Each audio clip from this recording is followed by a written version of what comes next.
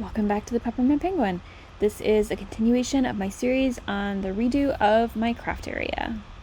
I know I'm kind of giving you like a mini reveal before the actual craft room reveal, but I did finally acquire the 2-drawer storage that I was looking for. So I wanted to tell you about that process here.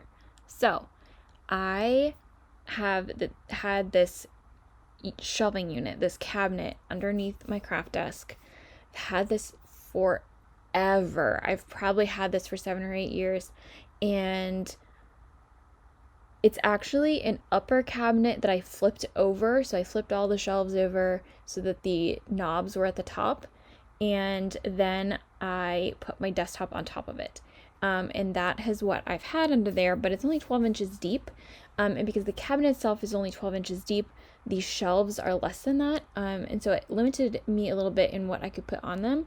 As you can see though, it does hold an awful lot, and I'll come back to that later because it holds more than you think.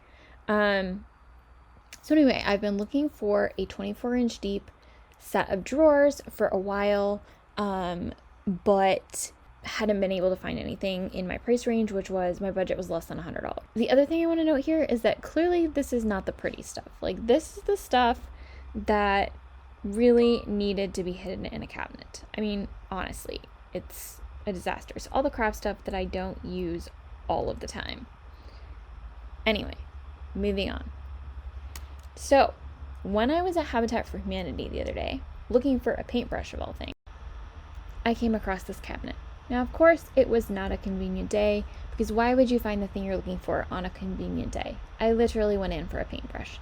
But I found this cabinet. It was a little janky, but it was $75, so it was in my budget, and the actual drawers were really nice. And it was already painted white, so I wouldn't have to do anything to it, which was a bonus. So, I purchased it, and of course it didn't fit in my car, so I had to go back to my car, drive home, clean out my husband's car, bring my husband's car over, load it up.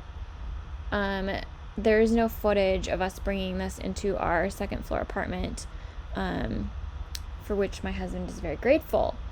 It was not graceful on either of our parts, but my husband helped me bring it upstairs, and then I had to get the old cabinet out and put the new cabinet in. Which brings me to this moment.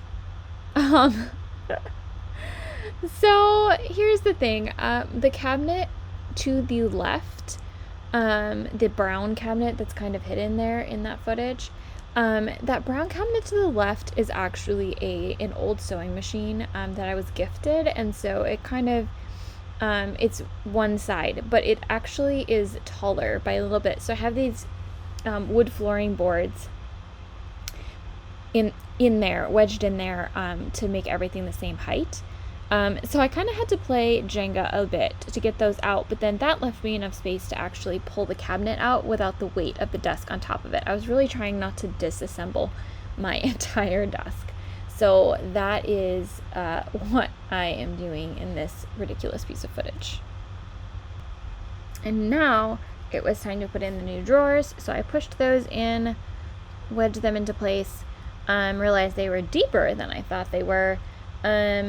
But then I had an IKEA desktop. This was back when these small IKEA desktops were $8. So I had one of these lying around, and so I wedged it under there, and then I realized that I still had like 3/8 of space to fill, so I had to find something to wedge in there.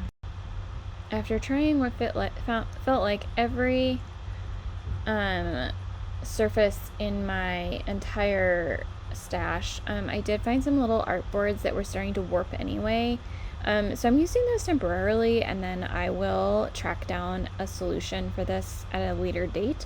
I'm actually thinking I want to pull out the IKEA desktop and actually put in like a roll out tray for my sewing machine there. Next, I had to see if everything on my shelving would fit into the drawers. Which you might say, Amy, obviously it's going to fit all of the stuff because it's a 24-inch deep cabinet versus a 12-inch deep cabinet. And it may seem obvious, but the drawers don't actually hold as much as you think. Let me explain. First of all, my shelving unit had 3 shelves. So there were 3 shelves, 3 different levels of places to stack stuff. Secondly, drawers, you have to store stuff differently. So you have to store stuff differently in drawers, and there's going to be some wasted vertical space. Additionally, my shelving cabinet was about an inch taller and did not have a 4-inch toe kick on the bottom. The drawer cabinet has a 4-inch toe kick on the bottom, so there's no drawer space there, so it's 4 inches of wasted space essentially. So, and the other thing was, because I'd been storing it on shelves, everything was kind of low storage, and so I had to switch a lot of my storage around to make the best use of the height of the drawers. In hindsight, maybe I would have waited for a 3-drawer cabinet, and that may have saved some space.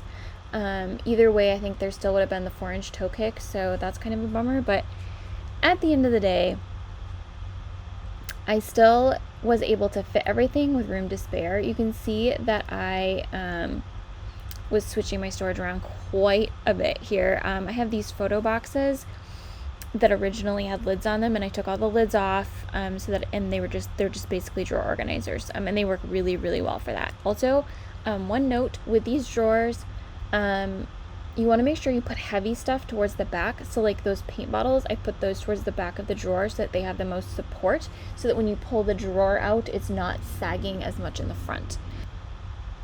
Ultimately, even though the drawers didn't store quite as much as I was hoping, it still was more than enough space to replace the stuff in the cabinet, and the biggest benefit for me is that I can actually see everything. So with the cabinet, the way it was under the desk before, I had to open the cabinet doors and kind of crawl under there and pull out every bin to see what was in it. This way, I can open a drawer and see everything that is in it at a glance, and for someone with ADHD, that is vitally important. So even if it had been less space, the drawers would have been worth it, because there's more of a chance that I will not purchase things that I already have and will actually use the things that I have theoretically, because when I open the drawer, I can see everything right there. And finally, a little before and after for you. Obviously, I have a ways to go with this craft area. I have some cords I need to figure out, and eventually, like I mentioned, I would absolutely love to have some kind of pull-out tray for my sewing machine. But other than that, this project is really coming along, and I cannot wait to show you guys the final reveal of my craft area.